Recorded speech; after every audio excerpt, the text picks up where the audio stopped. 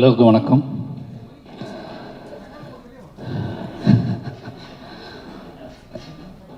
ரொம்ப நன்றி. முதல்ல பத்திரிகை நண்பர்களுக்கும் மீடியா அத்தனை நண்பர்களுக்கும் ரொம்ப நன்றி. ஏன்னா எனக்கு ரொம்ப ஆச்சரியமாக இருந்துச்சு. இந்த விழா நடந்ததுலேருந்து தொடங்கினதுலேருந்து எல்லாருமே வேக வேகமாக பேசிட்டு போயிட்டாங்க. அதுக்கு ஒரே ரீசன் என்ன அப்படின்னா, அந்த படத்தை பற்றி தமிழ் சமூகம் தேவையான அளவு அதிகமான அளவே பேசிட்டாங்க அப்படிங்கிற ஒரு நம்பிக்கையில் தான் அவ்வளோ பேருமே வேக வேகமாக பேசிட்டு போயிட்டாங்க. முதல்ல நான் நன்றி சொல்ல வேண்டியது என் சக தமிழ் சினிமா திரையுலகத்துக்கு தான் சொல்லணும். ஏன்னா அந்த வாழை படத்தை நான் படம் எடுத்து முடிச்சுட்டு இந்த படத்தை எப்படி ப்ரொமோட் பண்ண போகிறோம் அப்படி யோசிச்சுட்டு இருக்கும்போது, சரி ஓகே, முதல்ல நம்ம இண்டஸ்ட்ரி காட்டுவோம். நம்ம இண்டஸ்ட்ரி நம்மளை விரும்பக்கூடிய நல்ல படங்களை ஆதரிக்கக்கூடிய இயக்குநர்கள்ட்ட காட்டுவோம், முதல்ல நடிகர்கள்ட்ட காட்டுவோம், நண்பர்கள்ட்ட காட்டுவோம். அதுக்கப்புறம் இந்த படத்தை அவங்க என்னவா பார்க்குறாங்கன்னு முடிவு பண்ணிட்டு நம்ம வேலையை ஸ்டார்ட் பண்ணணும்னு நினச்சேன். மாரி செல்வராஜ் அப்படிங்கிற இனிமேல் நம்பிக்கை வச்சு நான் அழைத்ததற்காக தமிழ் சினிமாவில் நான் யாரெல்லாம் அழைச்சனோ அத்தனை பேருமே இந்த படத்தை பார்த்தாங்க.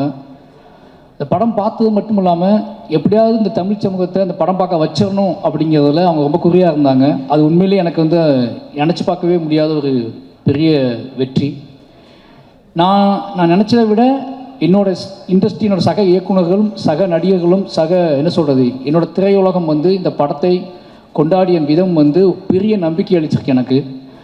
இந்த வாழை படம் கொடுத்த மிகப்பெரிய வெற்றி அப்படின்னா, மாரி செல்வராஜ் அப்படிங்கிற ஒருத்தனை தமிழ் சினிமா எவ்வளோ நம்புது, அவனோட கதையை, அவனோட வேல்யூவை, அவனோட வாழ்க்கையை, அவனோட நிஜத்தை எவ்வளோ நம்புது அப்படிங்கிறத இந்த படத்தின் மூலமாக நான் தெரிஞ்சுக்கிட்டேன். இந்த படத்தை அத்தனை பேரும் அவங்க தான் கொண்டு போய் முதல்ல சேர்த்தாங்க. நிச்சயமாக அத்தனை ஒட்டுமொத்த திரையுலகத்துக்கும் நன்றி சொல்லிக்கிறேன். அதுக்கப்புறம் ஹாட் ஸ்டார் ரொம்ப சாதாரணமாக ஒரு நாள் எங்கேயோ ஃபங்க்ஷனில் பேசிகிட்டு இருக்கும்போது பிரதீப் சார்ட்டு நகன்ட்டையும் சும்மா பேசிகிட்டு இருக்கும்போது இப்படி ஒரு லைன் இருக்குது, நான் ஃபஸ்ட்டு பண்ண நினச்சேன், அதை இப்போ பண்ணலான்னு ஆசைப்பட்றேன் அப்படின்னு சொல்லி அப்படியே ஸ்டார்ட் பண்ணி அப்படியே ஆரம்பித்தது தான். வேறு எதுவுமே கேட்கல. மாரி செல்வராஜ் படம் பண்ணுறாரு அப்படின்னு விட்டாங்க.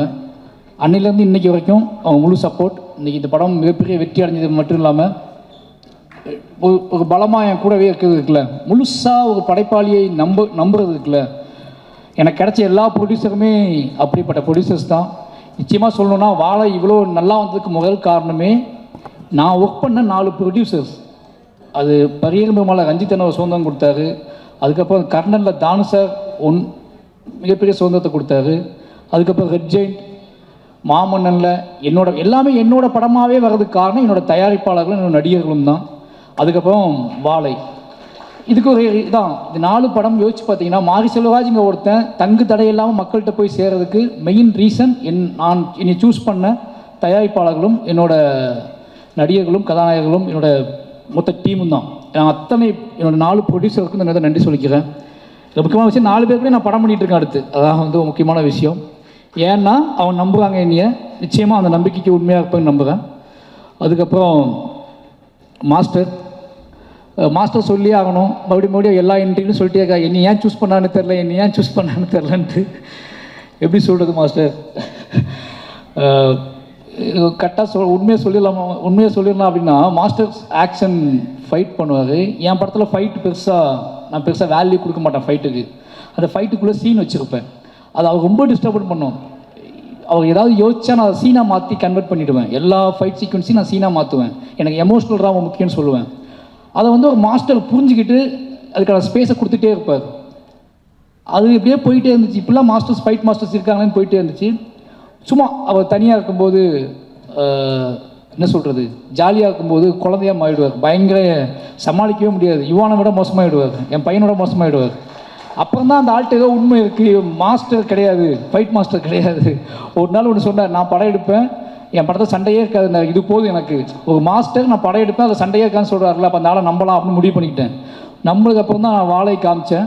வாழை படம் பார்த்துட்டு அவர் அடுத்த செகண்டே ஒரு 1 ஹவர் எதுவுமே பேசலை, அப்படியே அமைதியாக இருந்தார். நான் வாங்கிக்கிறேன் அப்படின்னு, நானும் கூட சேர்ந்து பண்ணுறேன் அப்படின்னாரு. சரின்னு சொல்லிட்டு அன்றைக்கி ஸ்டார்ட் பண்ண நம்பிக்கை தான் இன்றைக்கி வரைக்கும்.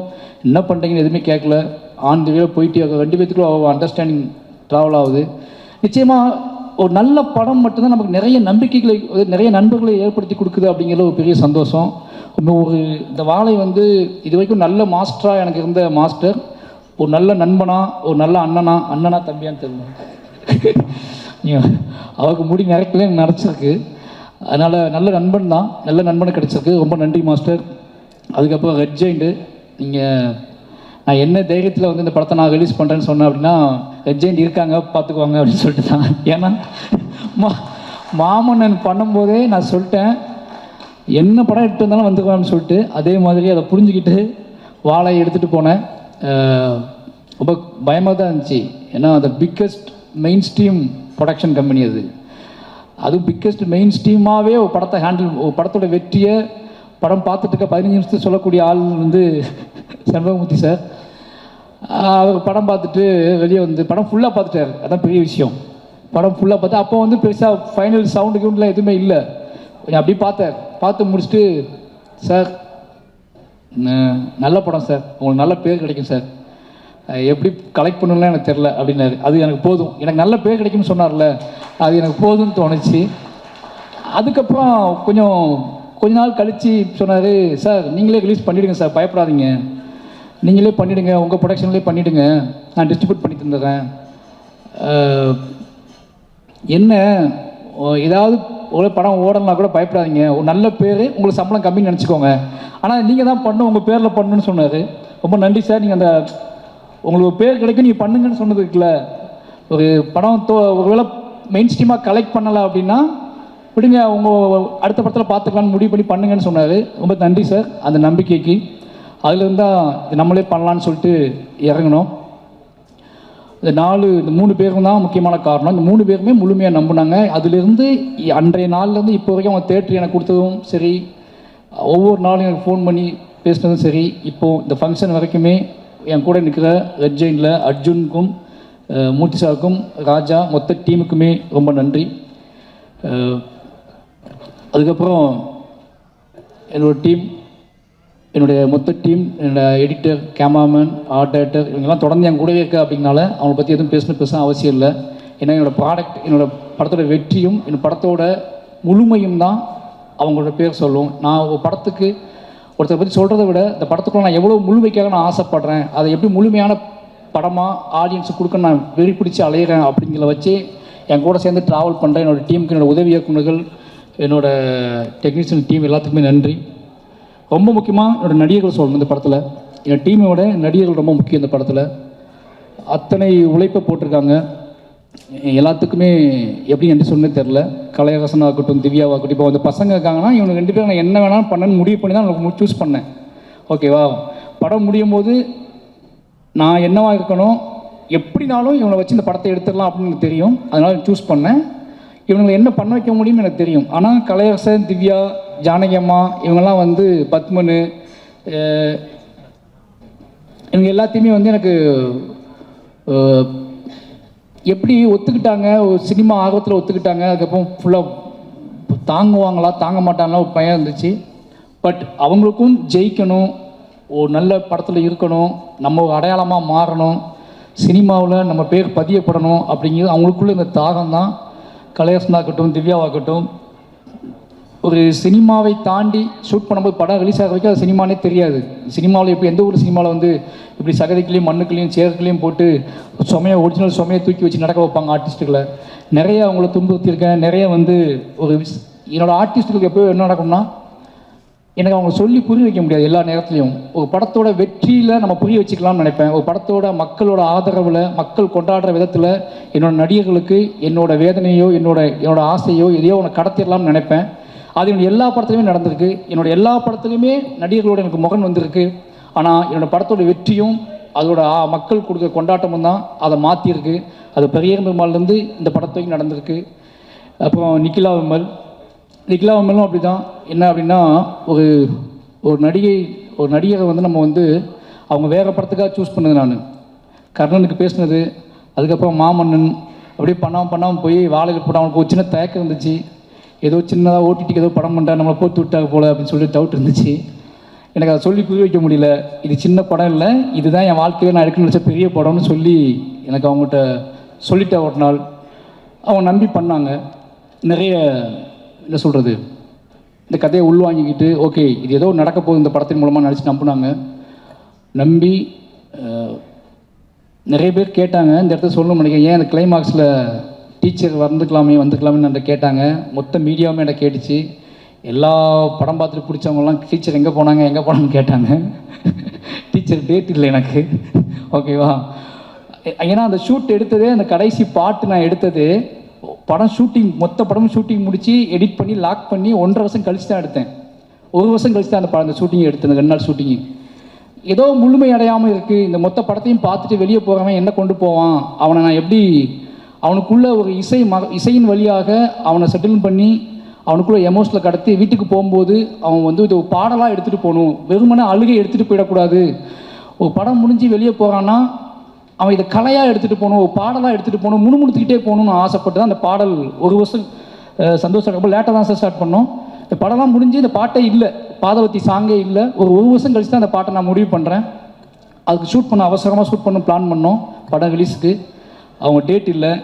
நான் ஷூட் பண்ண முடிவு பண்ணும்போதே அந்த அம்மா மடியில் சிவனஞ்சான் படுத்துப்பான், அது டீச்சர் மடியில் தான் படுத்துக்கணும்னு நான் ஆசைப்பட்டு ஷார்ட் யோசிச்சிருந்தேன்.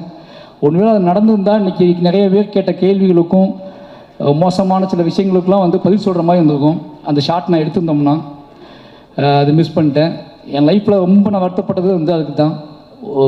என்னோடய ஆசிரியர் அந்த இடத்துல இல்லாமல் ஏன்னா இருந்தாங்க, நிஜ வாழ்க்கையில் இருந்தாங்க.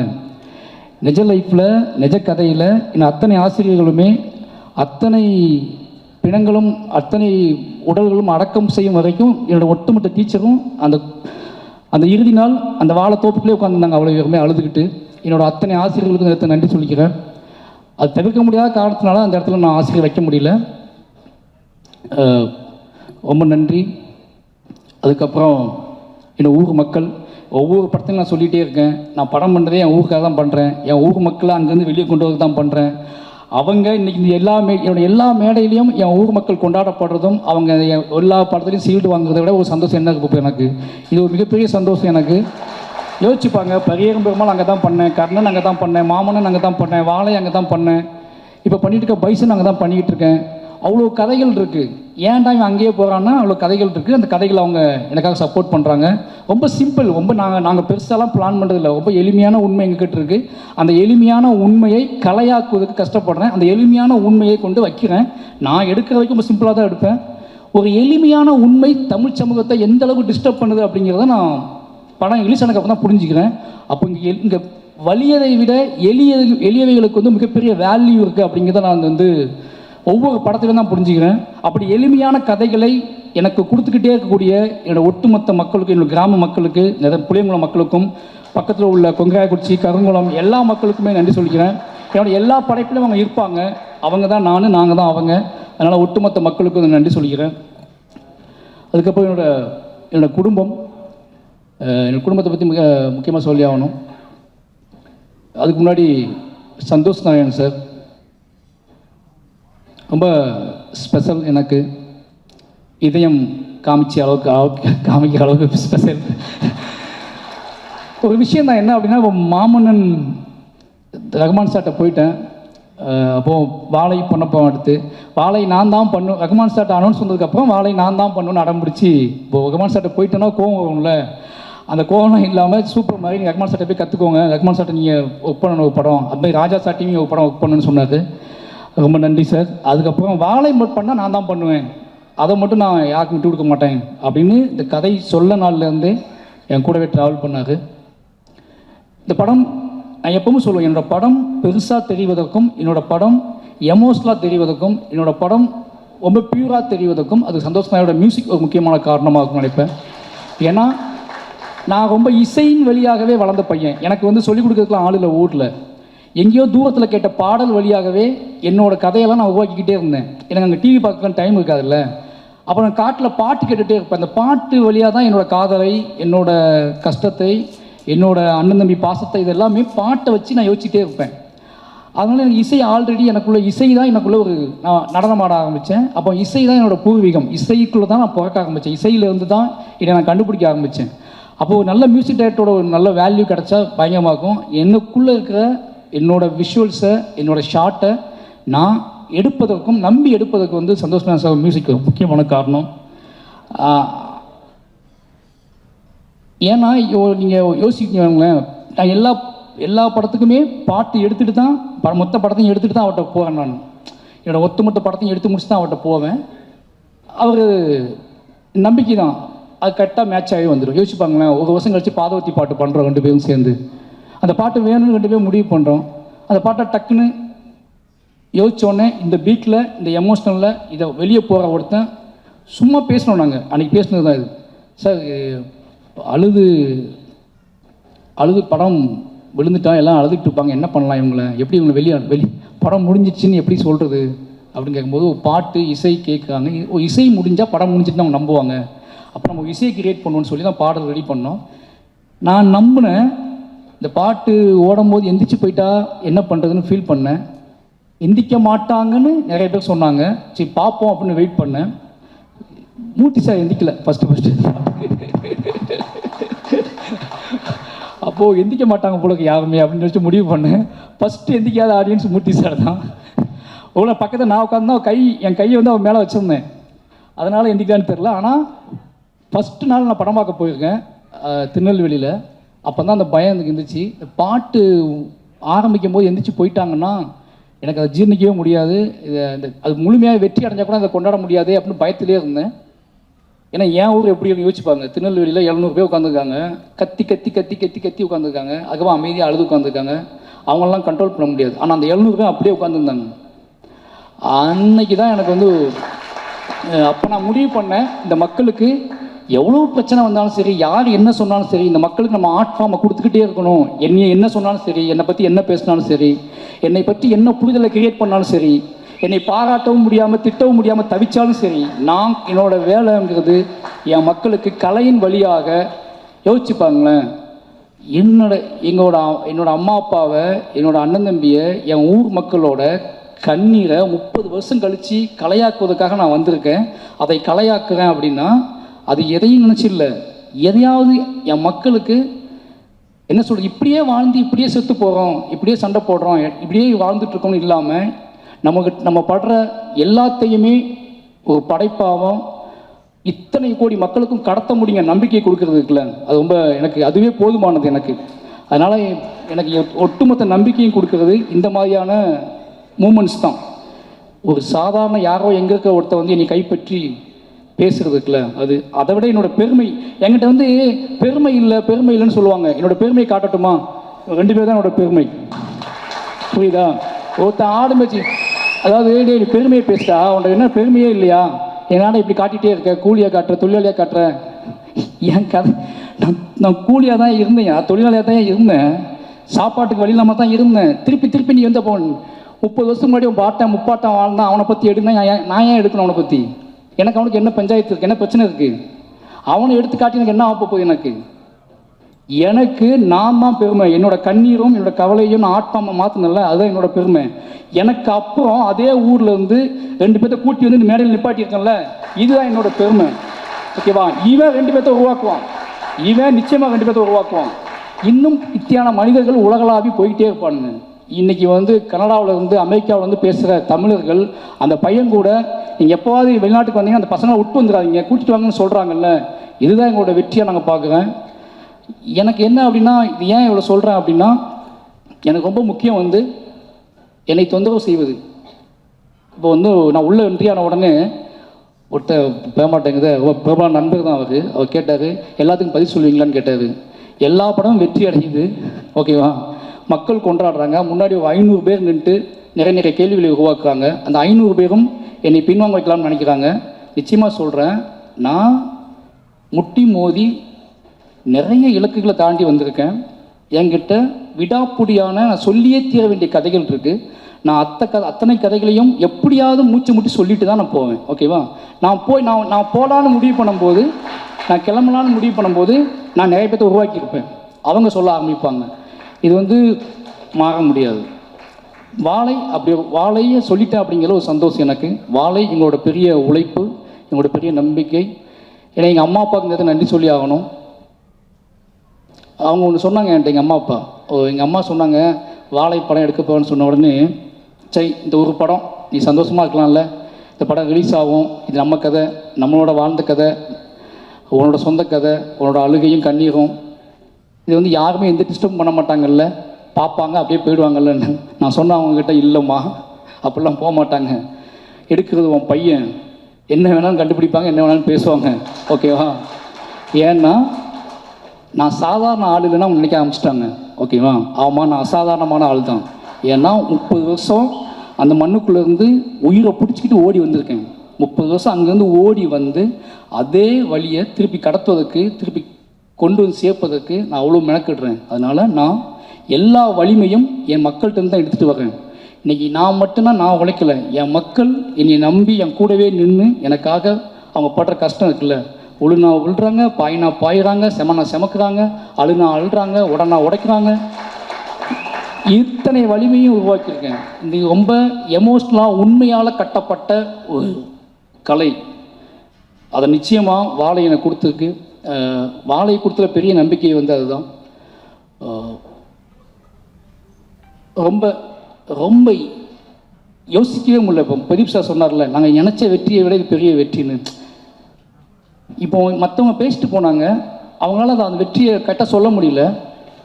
எனக்கு வீட்டுக்குள்ளே அடைச்சி வச்சு வெற்றின்னு சொல்லுவாங்க, நம்புவீங்களா? இந்த மற்ற படத்துக்கு மாமன்னனுக்கு நான் ஒரு இப்போ மாமன்னன் ரிலீஸ் வெற்றி ஆகும்போது, கர்ணன் வெற்றி ஆகும்போதுலாம் நான் ப்ரொடியூசர்ஸை பார்ப்பேன், ஜாலியாக பேசுவேன், அவங்க கூட சுற்றிக்கிட்டே இருந்தேன். ஆனால் வாழை இவ்வளோ போய் வெற்றி ஆனோடனே நான் வீட்டுக்குள்ளே தான் உட்காந்துருந்தேன், எங்கேயுமே போகல, யார் கூடயும் பெருசாக பார்க்கல, சும்மா அங்கங்கே வெளியே போயிட்டு வந்துட்டு வீட்டுக்குள்ளே தான் உட்காந்துட்டு இருந்தேன். ஏன்னு கேட்டால் இந்த வெற்றி என்னால் ஹேண்டில் பண்ணவே முடியல, அவ்வளோ நடுக்கமாக இருந்துச்சு எனக்கு. ஏன்னா வந்த பதில்கள்லாம் அப்படி வந்துச்சு. இந்த படம் பார்த்துட்டு என்னை பேசினவங்க, இந்த படம் பார்த்துட்டு என்னை அழைச்சவங்க, இந்த படம் பார்த்துட்டு என்னை பார்க்கணுன்னு துடித்தவங்க, இந்த படம் பார்த்துட்டு என்னை தேடி பிடிச்சி என் வீட்டு கதவை தட்டினவங்க, என் கைகளை பற்றி கொண்டவங்க, இவ்வளோ மனிதர்கள், இத்தனை மனிதர்கள் இருக்காங்க, இத்தனை கோடி மனிதர்கள் இருக்காங்க, இவ்வளோ பேர் ஒரு நிஜத்தை இப்படி எடுத்துக்கிறாங்க அப்படிங்கிற ஒரு நம்பிக்கை இருக்குல்ல, இது ஒரு மிகப்பெரிய நம்பிக்கையை கொடுத்துருக்கு. ஒட்டுமொத்த தமிழ் சமூகத்துக்கும் இந்த வாழை டீமுக்காக நன்றி சொல்லிக்கிறேன். ஏன்னா இது எனக்கான மட்டும் நம்பிக்கை இல்லை, எனக்கு பின்னாடி நிறைய அசிஸ்டன்டேட்டர்ஸ் இருக்காங்க, குட்டி குட்டியாக அவனோட தன்னோட கதையை வச்சுக்கிட்டு சினிமா பார்த்து சினிமா பண்ணாமல் தன்னோட கதையை, தன்னோட எமோஷனில் தனக்கும் தன்னோட அம்மாவுக்கும் நமக்கும் உள்ள உறவை, தன்னோட அப்பாவுக்கும் நமக்கும் உள்ள உறவை, நான் வாழ்ந்த சமூகத்துக்கும் நமக்குள்ள உறவையே கதை பண்ணலாம் அப்படிங்கிற நம்பிக்கையை இப்போ இவர் சொன்னார்ல திங்க் மிஸ் சந்தோஷ், என்கிட்டையும் ஏன் வாழை கதை கேளுங்க அப்படின்னு டைரக்டர்ஸ் சொல்கிறாங்க. என்கிட்டையும் வாழை இருக்குங்க, என்கிட்டையும் வாழை இருக்குது அப்படிங்கிறது வாழை இல்லை, எங்கிட்டையும் இத்தனை பியூராக உண்மையாக ஒரு கதை இருக்குது அப்படிங்கிறது அதோட மீனிங். அப்படி எல்லாம் பேச ஆரம்பிச்சிருக்காங்க அப்படிங்கிறது ஒரு மிகப்பெரிய சந்தோஷம். ரொம்ப முக்கியமான சொல்ல வேண்டிய விஷயம் ஒன்று தான், இந்த இதை சொல்கிறேன். நான் வாழை சம்மந்தமான மற்ற கேள்விகள் நான் பதில் சொல்ல விரும்பலை, ஆனால் ஒரு விஷயம் சொல்ல விரும்புகிறேன் இந்த நேரத்தில். என்ன அப்படின்னா, நிறைய பேர் வாழை சம்மந்தமாக இல்லை நாங்கள் எங்களை காட்டலை, எங்களை மிஸ் பண்ணிட்ட இயக்குனர் அப்படின்னு சொன்னாங்க. அப்படிலாம் ஒன்றும் இல்லைங்க. இந்த படம் எனக்கும் அந்த நாளுக்குமான கதை. சின்ன வயசில் எனக்கும் அந்த டே, பர்டிகுலர் டே, எனக்கும் எங்கள் அம்மாவுக்குமான கதையாக தான் அந்த படத்தை நான் சூஸ் பண்ணேன். எனக்கு அங்கே நடந்த சம்பவம் தெரியாது, நாங்கள் ஓடலை, நாங்கள் குதிக்கலை. ஆனால் இந்த படத்தை பதிவு பண்ணது மூலமாக இஸ்லாமிய தோழர்கள் தான் இந்த மக்களை காப்பாற்றினாங்க, உண்மை வெளியே வந்திருக்குல்ல, அது எனக்கு போதுமானது. அந்த உண்மையை நான் இப்போ சொல்கிறேன். ஏன்னா அன்னைக்கு நடந்தப்போ இஸ்லாமிய தோழர்கள் காப்பாற்றினாங்க. ஜாதி மதம் எதுவும் இல்லாமல் பக்கத்தில் உள்ள பேரூர், பேட்மா நகரம், இது எல்லாமே நான் சொல்லக்கூடாது, இன்றைக்கி ஒட்டுமொத்த மக்களும் சொல்கிறாங்கல்ல, எனக்கு அது ஒரு பெரிய சந்தோஷம்.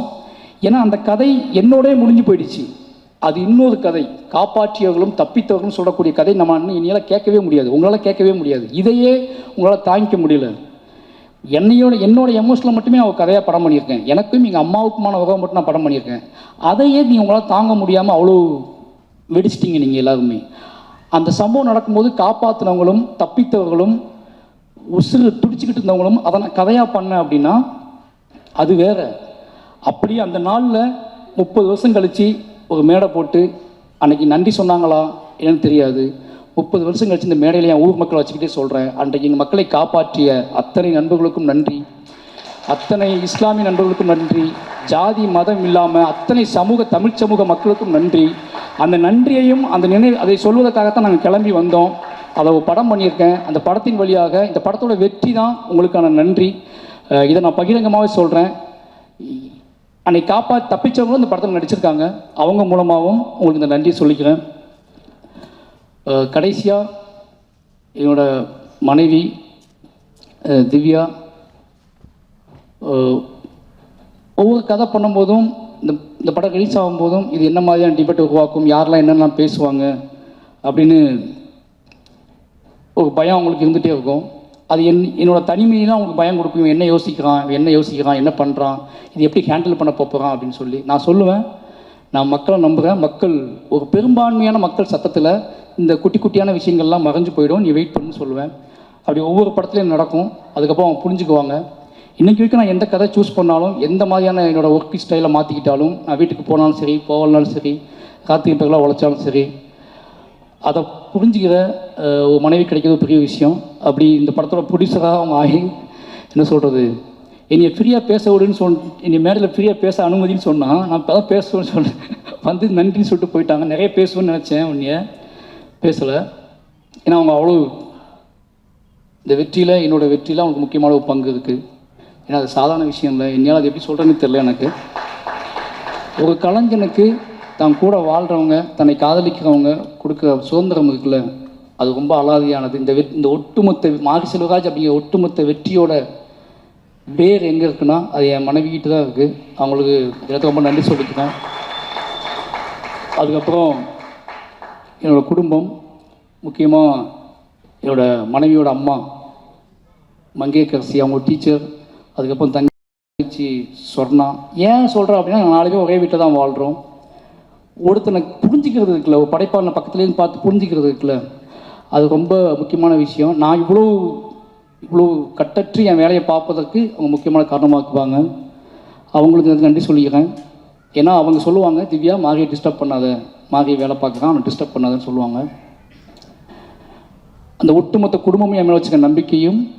ஏன்னா இங்கே ஒரு யாருன்னு தெரியாத ஒரு பையன் காதலிச்சு கல்யாணம் பண்ணி உள்ள வரான். அந்த காதலை நிரூபிப்பதற்காக நான் வேலை செய்ய ஆரம்பிக்கிறேன். அந்த காதல் வந்து ஒரு மகத்தான இடத்தை அடைவது அப்படிங்கிறது இந்த மேடையில் தான் அடையுது. ஏன்னா ஒரு காதலை நிரூபிப்புங்க சாதாரண விஷயம் கிடையாது.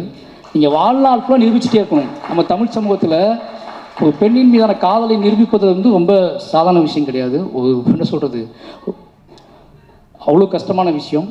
அப்படி என் காதலை நிரூபிப்பதற்காகவே தொடர்ந்து என்னை இயங்க விடுற என்னோடய ஒட்டுமொத்த குடும்பத்துக்கும் ரொம்ப நன்றி. இப்போ எங்கள் அண்ணன், என் ஃபேமிலி எல்லாத்துக்குமே நன்றி.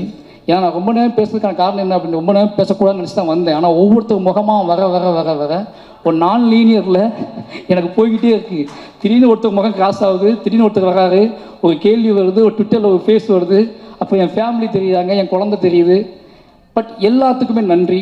ரொம்ப முக்கியமான விஷயம் என்னென்னா, மாரி செல்வராஜ் அப்படிங்கிற ஒருத்தனை முழுமையாக நம்பலாம் அப்படிங்கிற இடத்துக்கு தமிழ் சமூகம் வந்திருக்குல்ல, இதுதான் என்னோட பெரிய வெற்றியாக நான் பார்க்குறேன். ஏன்னா ஒருவேளை இந்த படத்துலேயும் நிறைய பிரச்சனைகள் இருக்குது அப்படின்னு சொல்லக்கூடியவங்க நான் சொல்கிறேன், எஸ் எனக்கு அவங்க வேணும். ஏன்னா அவங்களையும் கைப்பற்றுறதான் என்னோடய நோக்கம். அவங்களையும் கைப்பற்றுறதுக்கான படங்களை எடுக்க ட்ரை பண்ணுவேன். ஏன்னா இங்கே கலையால் சாத்தியம் இல்லாத எதுவுமே கிடையாது. இன்றைக்கி இல்லைனாலும் என்னைக்காவது அத்தனை மக்களையும் நான் வென்றே தீர்வேன் அப்படிங்கிற நம்பிக்கை எனக்கு இருக்குது. ஏன்னா அவ்வளோ வேலைகள் இருக்குது, அவ்வளோ படங்கள் இருக்குது. நிச்சயமாக நான் என் மீதான பார்வை மாறும். என்னை பற்றி யோசிக்கிறதுக்கு கொஞ்சம், என்னை பற்றி பேசுறதுக்கு முன்னாடி ஒரு யோசனை வரும்.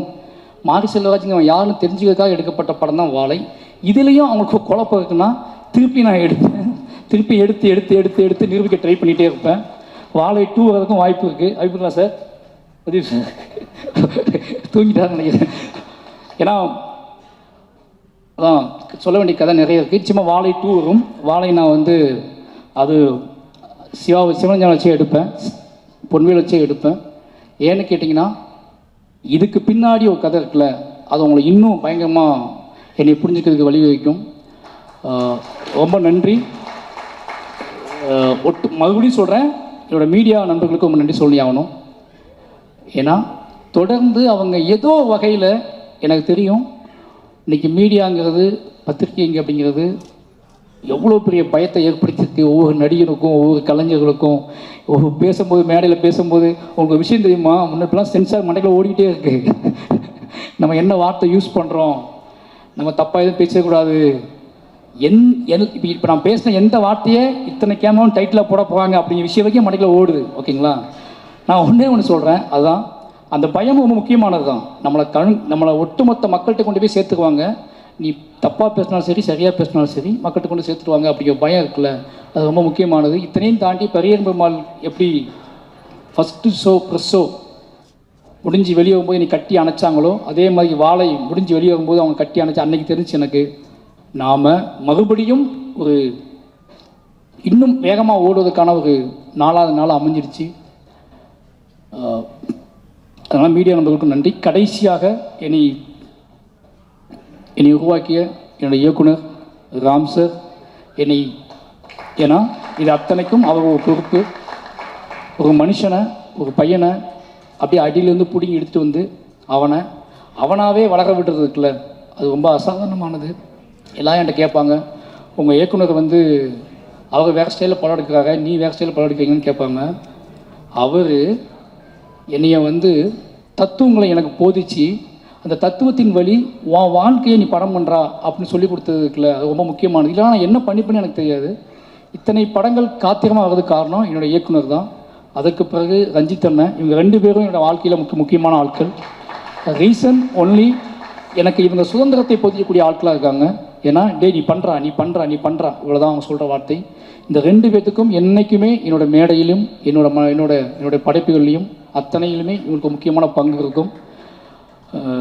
கடைசி என்னோடய டீம் அசிஸ்டன்ட் டைரக்டர்ஸ், அதுக்கப்புறம் லிரிக்கிஸ்ட் யுவபாரதி அண்ணன், விவேக், இவங்க 2 பேருக்கும் ரொம்ப நன்றி. ஏன்னா இந்த பாடல்களை மிகச்சிறப்பாக அவங்க எழுதி கொடுத்தாங்க, அவங்களுக்கு தெரியும். என்னையை நேசித்து அவங்க எழுதுவாங்க, அவங்களுக்கு இந்த நேரத்தில் நன்றி. கடைசி என்னுடைய உதவி இயக்குநர்கள் பற்றி சொல்லணும் அப்படின்னா ரொம்ப முக்கியமான விஷயம். நிறைய பேர் வருவாங்க போவாங்க போயிட்டே இருப்பாங்க. நான் ஒன்றே ஒன்று தான் சொல்லுவேன். ஏன்னா நான் ரொம்ப பிரச்சனை என்ன தெரியுமா, நான் எங்கள் டைரக்டர்கிட்ட ரொம்ப எமோஷ்னலாக வளர்ந்த ஒரு பையன். இதுக்கப்புறம் அசிஸ்டன்ட் டைரக்டர் டைரக்டர்ஸ்க்கு அந்த எமோஷனல் வருமானம் எனக்கு தெரியாது. ஆனால் நான் எங்கள் டைரக்டரோட 15 வருஷம் அது ஒரு தாய்மகன் உறவுலேயே இருந்தது. நிறைய சண்டை போட்டுக்குவோம். ஆனால் எனக்கு அவரு தான் அப்படிங்கிற நம்பிக்கை எனக்கு இருந்துச்சு, அவருக்கு இவன் தான் அப்படிங்கிற நம்பிக்கை அவருக்கு இருந்துச்சு. ஆனால் சண்டை போட்டுகிட்டே இருப்போம், பேசுவோம், பேசாமல் இருப்போம். ஆனால் என்னோட அடையாளம் அவர் தான் அப்படிங்கிறத நான் உறுதியாக நம்பினேன். அதுக்கு உண்மையாக அப்படியே வளர்ந்த பையன் அப்படிங்கனால என்னோடய உதவிக்கிட்ட கொஞ்சம் நான் அதிகமாக எதிர்பார்ப்பேன். அந்த உழைப்பை அவங்களும் போடுவாங்க. அப்படி என்னோட தொடர்ந்து எல்லா படத்துலையும் போட்டுட்ருக்காங்க. நிச்சயமாக அவங்களையும் ஒரு முக்கியமான இடத்துக்கு நான் கூட்டிகிட்டு போவேன் அப்படின்னு நம்புகிறேன்.